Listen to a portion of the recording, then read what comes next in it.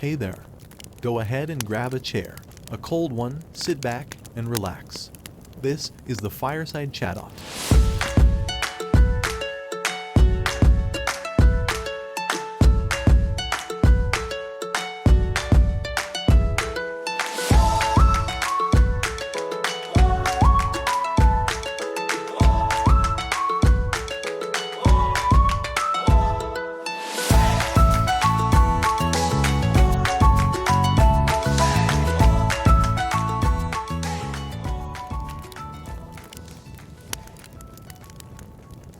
What's up, everybody? Welcome to another episode of the Fireside Chat Talks.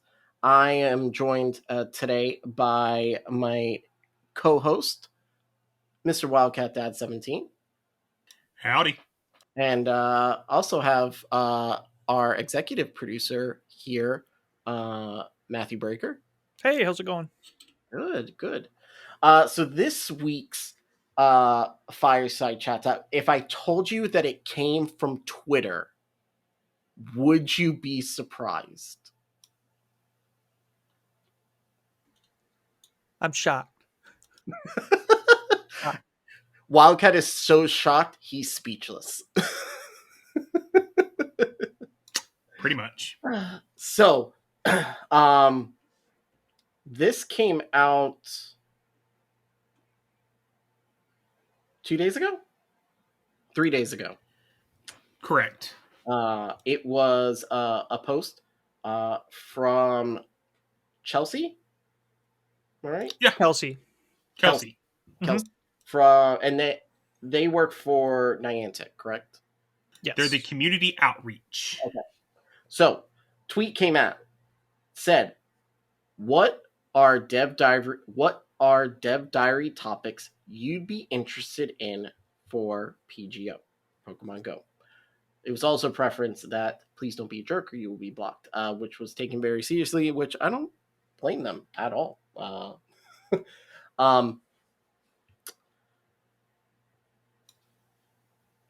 When I read it, just that first part, so I didn't see this tweet until just now. So when I read that, the first thing I think of is, why are you asking me? I don't make the game. But I will defend that in saying the community has, for the last 2 or 3 dev diaries, said this isn't what we asked for. This isn't what we thought we were getting. Exactly. So when you put it through the lens of what the community was doing before, I think this is a fair question. If you didn't like what we've given you in the last ones, what do you want in the next one? Yeah. The one thing I noticed is that 3 days later, there was clarity made to this post. 3 days?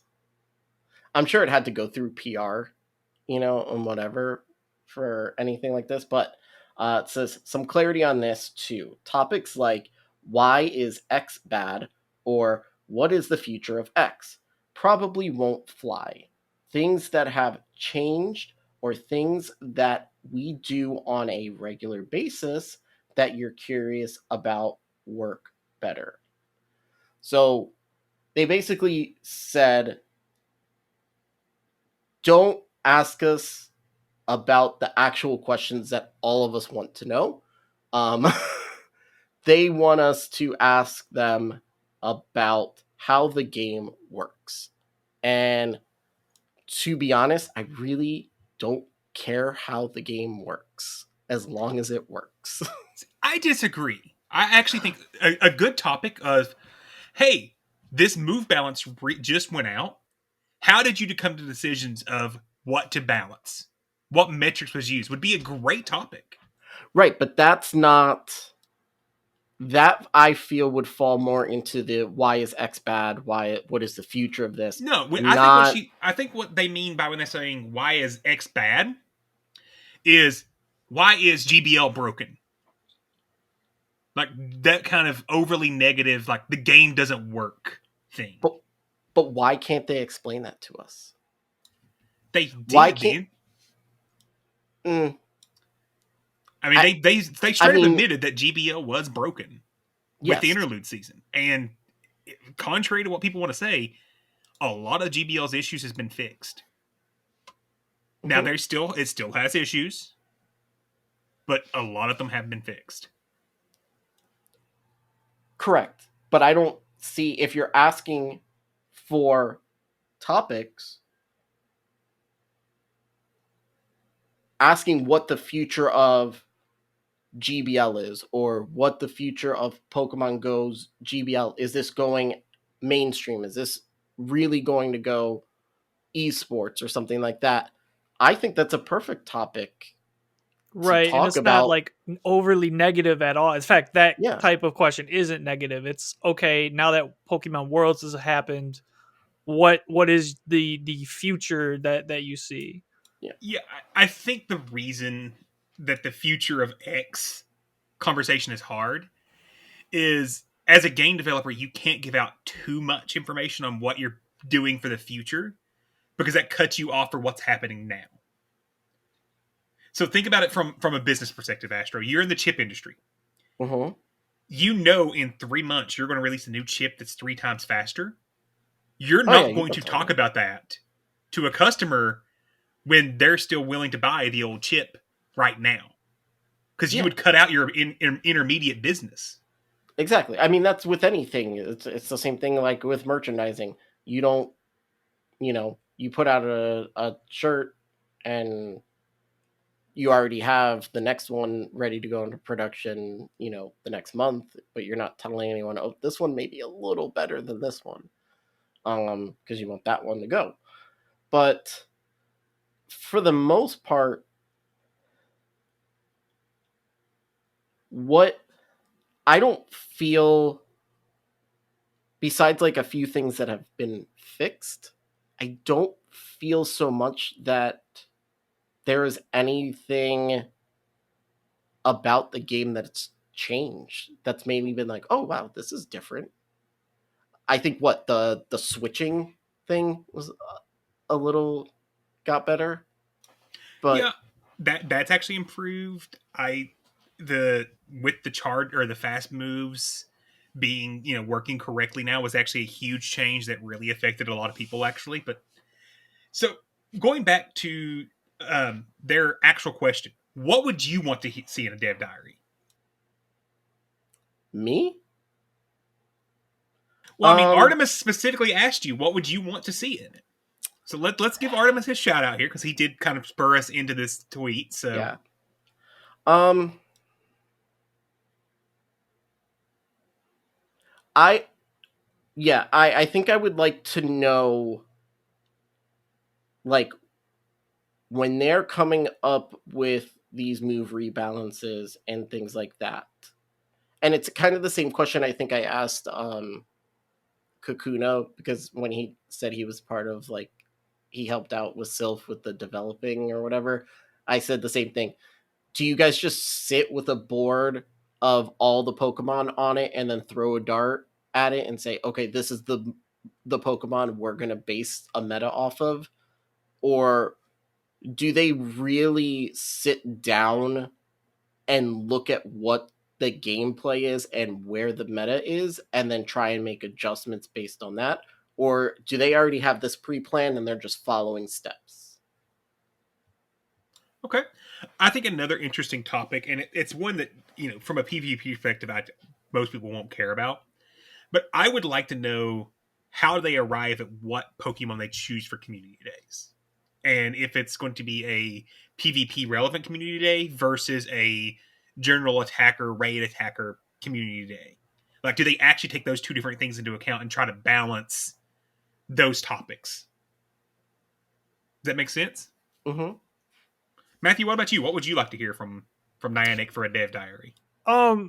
I'm kind of boring, and it's not necessarily about the gameplay, but I kind of want to know, like, what is their back end procedures for like updating something like their website with their latest like batch of the season. They did a massive overhaul and like how they're giving out information. God, that calendar sucks so bad. I hate it. But it looks, it for me it's like a crisp look. I think that it's it's a little easier for me to decipher information from it, but on a website it does seem very cluttered.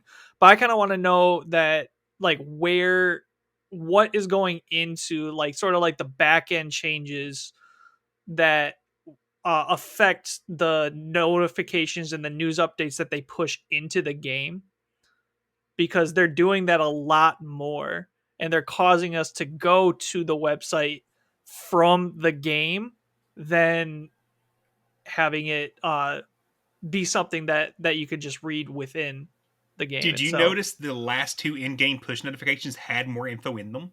It had start date, end date, and some basic information about the event in actual game. I did Mhm. notice that. It was very nice to not have to try and find the little link on the bottom that says blog and click that. I think, kind of piggybacking off of what Wildcat said, was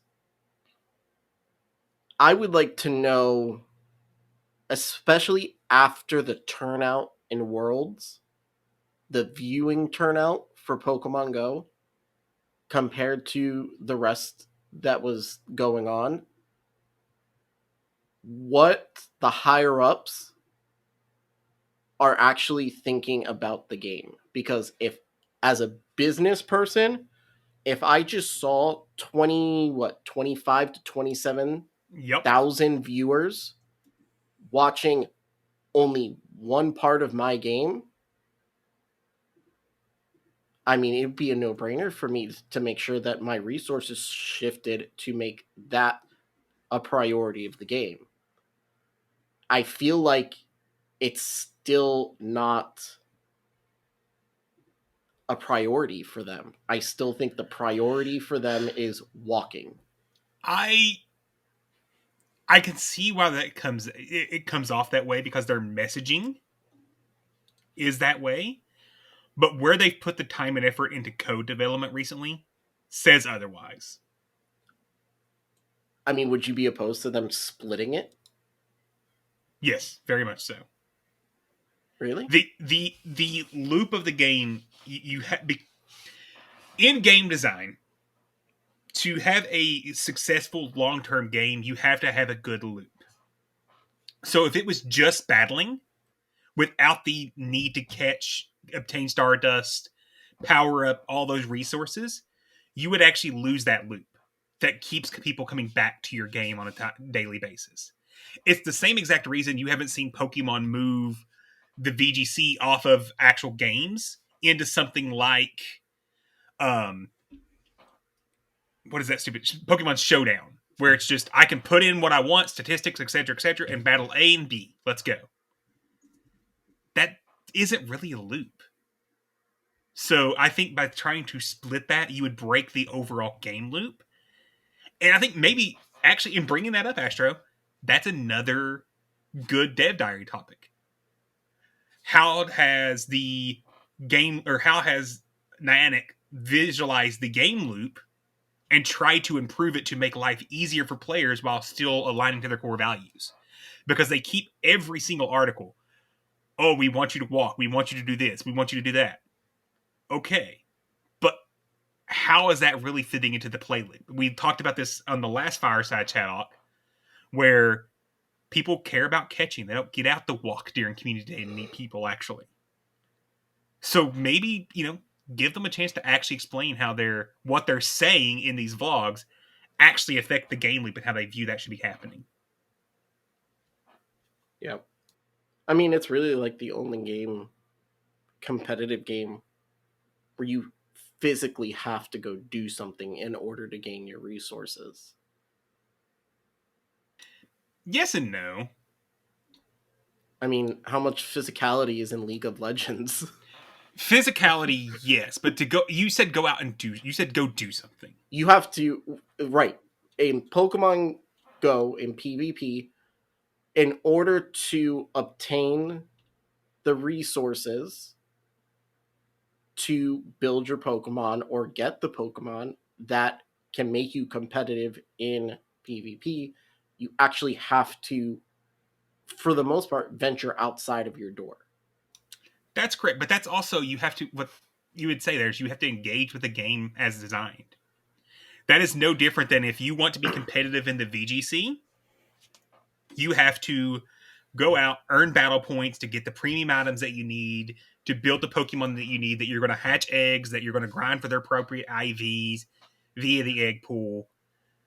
It's no different than that. It's just the grind session, the loop for Go is specifically meant to be an outside game. Right, and that's what I'm saying. You can grind, you could do all that stuff on VGC, but you're not leaving your couch. I mean, is there a problem with that though? No, I am not saying it's the first physical esport. Does that mean it's the most real esport? I mean, when you think about it, it technically is an actual esport because you're actually moving. And not just your fingers. Oh, we are going to get so much hate. The next Worlds event, they're on a treadmill. Tyler just left our Discord and shut us off and unsubscribed. Look, I'll be honest. I mean, even watching things like Unite, VGC, TCG, Pokemon Go is different. It has an extra X factor, and people are excited to see it.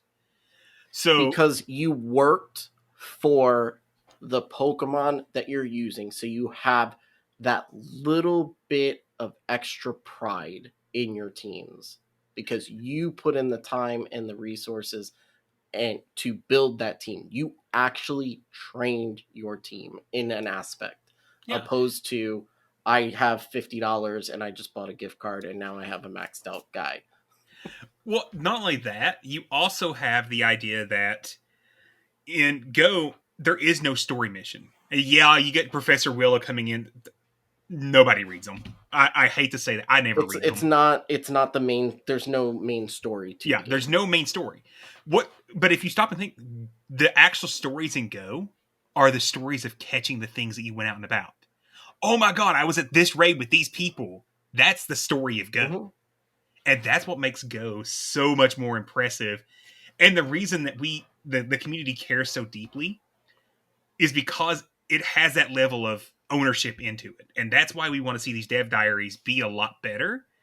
But it's also what kind of on the second part of it, standard reminder, don't be a jerk or you'll get blocked, is that passion of, having ownership causes people to be just ugly, especially on the Twitter sphere, because Twitter's the most toxic place you can ever go. Yeah. Well, that and Reddit. I think Twitter's worse. Yeah. Yeah. Don't be a jerk. No one likes a jerk. I would like a dev diary on how they came out with the new design of Professor Willow. Oh my God, yes, please. Because what happened to his face? Looked like the wormhole was just an excuse. He looked like he went and got some work done on the face and just taking the 90 days to recover. So. His Tom Cruise Top Gun jacket. I think isn't that the level 50 jacket? It looks like, or the level. It's the level 50. I think it is. I think it's the level 50 jacket. Mm-hmm. Anyway, with that, another Fireside Chat Tot has come and gone. Until next time, good night, good luck, and get good.